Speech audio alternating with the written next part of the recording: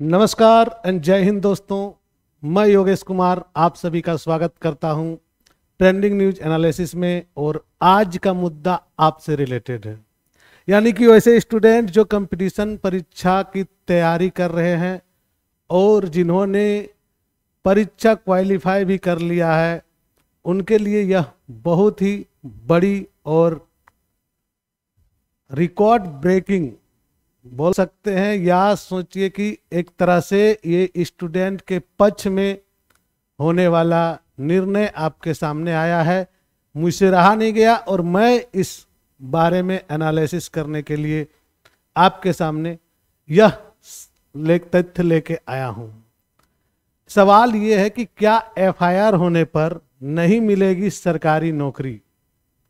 अगर आप competitive exam दे रहे हो या आप देने वाले हैं, तो आपके जो ग्रुप होंगे उसमें से कई स्टूडेंट्स ऐसे रहे होंगे जिन्होंने कंपटीशन की परीक्षा पास कर ली है, लेकिन उसके ऊपर कोई कारण से एक एफआईआर लॉन्च हो गई और उनके दिमाग में ये बात जो है पूरी तरह से हावी हो चुकी है कि क्या इस एफआईआर की वजह से मेरी नौकरी होगी या नहीं होगी। और यह धारणा जो है आज से नहीं, बहुत पहले से ही चल रही है। दोस्तों, इस पर दो तीन तरह की बातें और भी हो जाती है, आप इस एंगल से भी समझ सकते हैं। गांव में या शहर में आपका जो सबसे बड़ा शत्रु जो होता है वह आपका पड़ोसी ही होता है।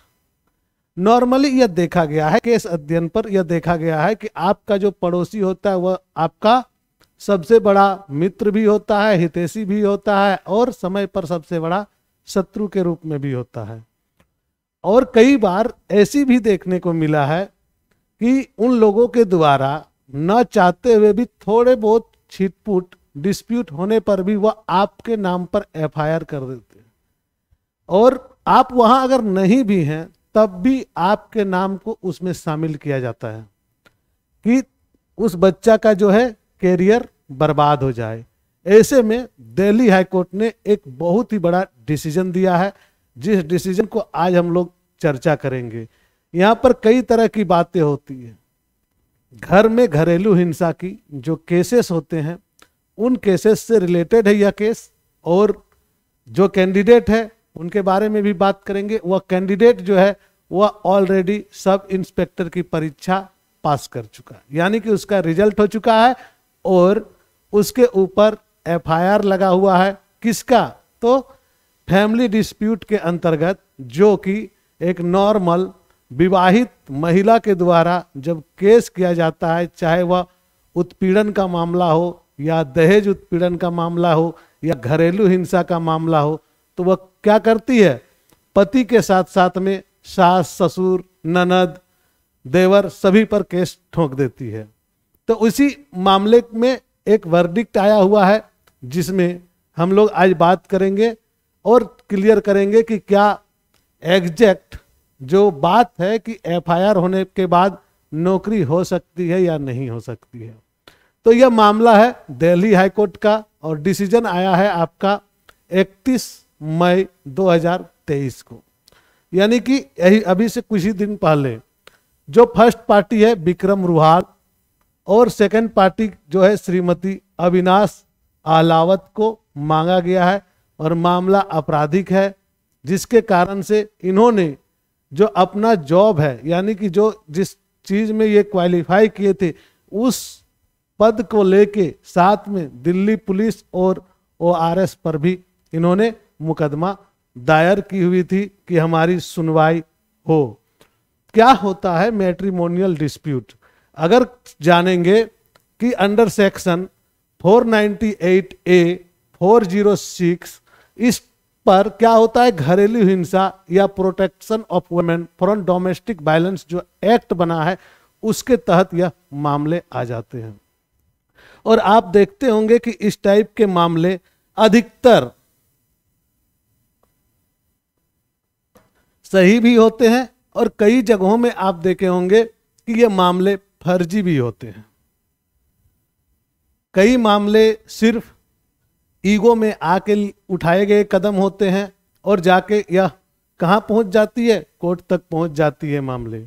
पति पत्नी के बीच में आपसी सामंजस्य का नहीं होना जो है इस मामले को और बढ़ावा देता है, और ऐसे स्थिति में पति पत्नी के साथ साथ में उनके दोनों परिवार वाले भी पिस जाते हैं।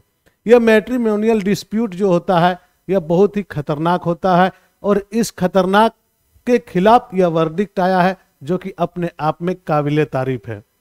यह क्या कहा गया है सो देखिए, इसमें कहा गया है कि एक रिट याचिका दायर किया गया था किनके द्वारा, तो ये जो विक्रम रुहाल है इनके द्वारा एक रिट याचिका दायर की गई थी आपका ट्रिब्यूनल में, और ट्रिब्यूनल में दायर करने के बाद जो रिट याचिका है उस याचिका में सुनवाई भी इसके पक्ष पर नहीं हुई। पहले मामला को देख लेते हैं तो समझ में आ जाएगा। मामला क्या था कि इनके, संक्षेप में ही बात करेंगे कि इनके जो भाभी थी उन्होंने एक केस फाइल किया हुआ था इनके अगेंस्ट, और इस केस में उन्होंने घरेलू जो डिस्प्यूट है या घरेलू हिंसा का केस किया था। विक्रम रुहाल का भी नाम उसमें था। अब विक्रम रुहाल जो है वो अपने जो है छोटा है और भाभी के द्वारा केस फाइल किया गया था जिसमें विक्रम रुहाल का भी नाम शामिल था। संयोग क्या होता है कि इस लड़के का जो है जो याचिका करता है उसका कर्मचारी चयन आयोग के द्वारा 22 अप्रैल 2017 को भर्ती का नोटिस आ जाता है, और इसका जो है जो परीक्षा जो है वह क्लियर हो जाती है, पीटीई क्लियर हो जाती है, टीयर 2 की परीक्षा भी, चिकित्सा प्रमाण पत्र भी, चिकित्सीय जांच भी है, सारी चीजें इसकी क्लियर हो जाती है और अब इसका जॉब होने वाला होता है। लेकिन जैसे ही इसका पुलिस वेरिफिकेशन होता है तो वहां पर यह पता चलता है कि विक्रम रुहाल के नाम पर एक केस भी क्या तो घरेलू डिस्प्यूट की केस है, जो कि सेक्शन 313, 324, 323, 406, 498, 506, 34/34 आईपीसी का जो है केस यहाँ पर रजिस्टर्ड है। या ओमेन पुलिस स्टेशन जो कि जिंद है, इनके सिस्टर इन लॉ जो जिसे भाभी बोल सकते हैं, द पिटिशनर है, उन्होंने यह इनके और इनके फैमिली मेंबर के अगेंस्ट एक केस डाला हुआ है। अब मामला पेचीदा हो जाता है कि जब केस है तो कैसे ज्वाइनिंग होगा। अब पुलिस जो नियुक्ति नियमावली है चयन आयोग ने क्या किया, सत्यापन के लिए भेजा। अंतिम परिणाम के घोषणा के बाद सत्यापन के अधीन में क्या किया गया कि इसे पुलिस नियुक्ति जो है उसके लिए जो सिफारिश की थी उसको क्या किया गया, होल्ड कर दिया गया। उन्होंने कहा कि आपकी नियुक्ति जो है, नियुक्ति को होल्ड किया जाता है, हटाया नहीं जा रहा है, होल्ड किया जाता है, होल्ड किया जाता है। आप मामला को जो है यह पहले सुलझा लें, और जब यह मामला आपका खत्म हो जाएगा तब फिर से आपकी नियुक्ति हो जाएगी। यानी कि आपकी जो पात्रता है उसे रद्द नहीं की जा रही है, बल्कि आपको होल्ड किया जा रहा है, और जिस दिन आपकी यह केस सुलझ जाएगी उस दिन आपकी फिर से नियुक्ति हो जाएगी।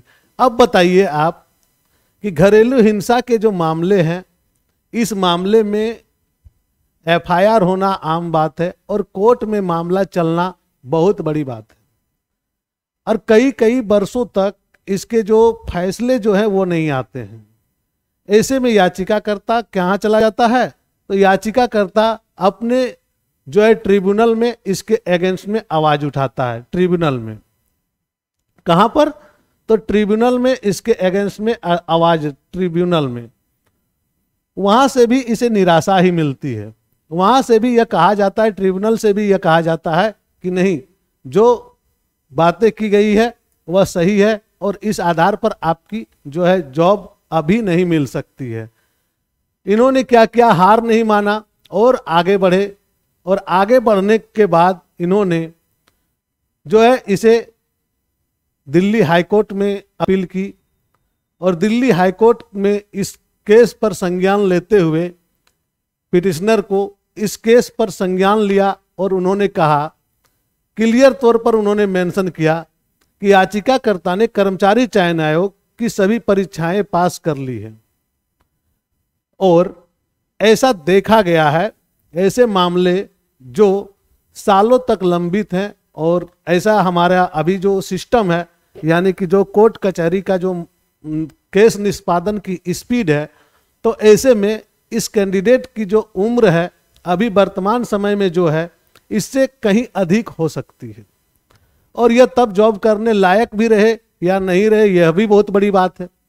यानी कि अरे बहुत ज्यादा फैसले जो है ना बहुत देर देर से भी आते हैं, तो अगर मान लीजिए इसका 15 साल के बाद इस फैसले का जो है इसका फैसला आ गया, इस केस का फैसला आया कि इनका जो है कोई इन्वॉल्वमेंट नहीं था, अगर 15 साल के बाद आता है ऐसा फैसला, तो क्या वो 15 साल के बाद सब इंस्पेक्टर का पद पर वह ज्वाइन करने लायक रहेगा? आज जिसका उम्र 25 साल हो चुका है वो 15 साल के बाद कहाँ चले जाएंगे? 40 साल के आसपास में, और 40 साल के आसपास में क्या वह आउटपुट रहेगा? जबकि एसएससी के द्वारा क्या गया था कि आपकी जो कैंडिडेचर है उसे रद्द नहीं की जा रही, होल्ड की जा रही है, और होल्ड करने पे दबाव भी बन जा रहा है। यहाँ पर एक मामला जो है ना दबाव का भी बनता है, और इस दबाव के जरिए क्या होगा, लोग दबाव में आके कदम उठा लेंगे। यहाँ पर दबाव बन जाता है केस को जल्दी से डिस्क्लोज करो, और अगर केस को डिस्क्लोज किया जाएगा तो हो सकता है कि अगर यह उस केस में शामिल नहीं भी हो, फिर भी उसे क्या करना पड़ेगा, उस केस की सच्चाई से अलग जाके सच के बिना भी उसे सशर्त सारी चीजें माननी पड़ेगी। हो सकता है कि इस घरेलू हिंसा में इनका कोई रोल नहीं रहा हो, इस घरेलू हिंसा में इनका कोई रोल नहीं रहा हो, फिर भी दबाव में इसे वो काम करना पड़ेगा जो कि इन्होंने किया ही नहीं है, और यह कहीं से भी उचित नहीं लगता है। इसलिए दिल्ली हाईकोर्ट यह डिसीजन देता है कि 31 मई 2023 को कि इस जो विक्रम रुहाल है इसको बहाल किया जाए, क्योंकि केस का जो आगे की अनुसंधान है और अनुसंधान के बाद में इसका इन्वॉल्वमेंट कितना % है यह साबित नहीं हो रहा है, और कहीं से भी एफआईआर से यह कोई भी गिल्टी साबित नहीं होता है। इसलिए एफआईआर के आधार पर किसी को भी नौकरी से वंचित नहीं किया जा सकता है।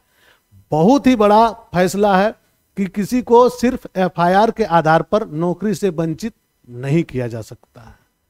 तो आशा करते हैं कि आपके अंदर भी इस टाइप का जो डर था वह डर समाप्त हो गया होगा, और आप भी एफआईआर से नहीं डरेंगे, लेकिन बचेंगे जरूर, क्योंकि इन सभी केस मुकदमों में आपका कैरियर बर्बाद हो जाता है। उलझने से अच्छा है कि थोड़ा सुलझे हुए रहें, थोड़ा शांत रहें और अपने जो लक्ष्य है उस पर फोकस रहें।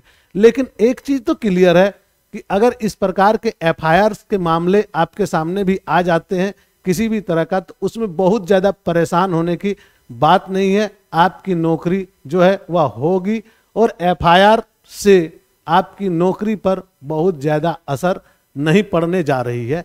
ऐसा फैसला दिल्ली हाई कोर्ट ने दिया है, और इस फैसले को एक माइलस्टोन फैसला कहा जा सकता है, और इस पर कई कैंडिडेट्स की जो इस टाइप में फंसे हुए हैं उन लोगों के जीवन में एक नई किरण के रूप में यह सामने आएगी।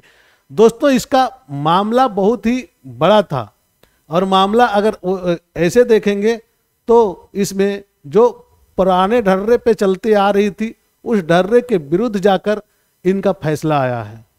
नॉर्मली जब भी पुलिस वेरिफिकेशन होती है और आपके ऊपर किसी भी प्रकार का केस रहता है तो आपको जॉब जो सरकारी, खास करके पुलिस प्रशासन वगैरह में और आर्मी में, नेवी में, इस टाइप का जो जॉब होता है वो नहीं होता है। तो यहाँ पर यह फैसला एक माइलस्टोन का काम करेगा, और कहीं भी इस टाइप के मामले होंगे तो इस जो दिल्ली हाईकोर्ट का इस फैसले को वहां पर कोर्ट किया जाएगा, और कोर्ट करने के बाद यह दिखाया जाएगा कि ये जो फैसला है इसमें भी वही मामला था जिस मामले के बारे में आज आप चर्चा कर रहे हैं। तो कैसा लगा आपको आज का सेशन? अगर अच्छा लगे तो लाइक कर दीजिए, नए हैं तो सब्सक्राइब कर लीजिए और दोस्तों के साथ शेयर कीजिए। सेफ रहिए, स्वस्थ रहिए, बचे रहिए, घर में रहिए, अभी गर्मी से बचिए। धन्यवाद। जय हिंद।